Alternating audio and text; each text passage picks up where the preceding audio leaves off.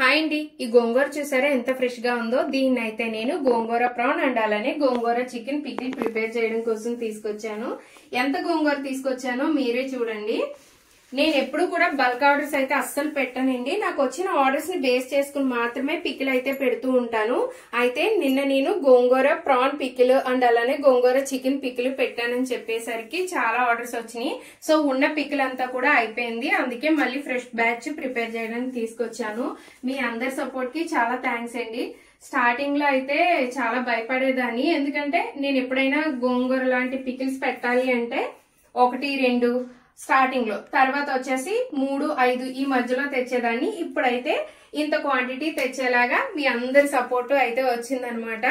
Pickles బాగున్నాయి అని చెప్పేసి రీఆర్డర్స్ ఇస్తున్న వాళ్ళందరికీ కూడా చాలా చాలా థ్యాంక్స్ అండి. ఇంకా ఎవరైనా మా పికిల్స్ ని టేస్ట్ చేయలేదు అంటే గనక మా వాట్సాప్ నెంబర్ అయితే ఇస్తున్నాను. మెనూ చెక్అవుట్ చేసి మీకు ఆర్డర్ చేయాలి అనిపిస్తే ఆర్డర్ పెట్టుకుని టేస్ట్ చేయండి. Thank you.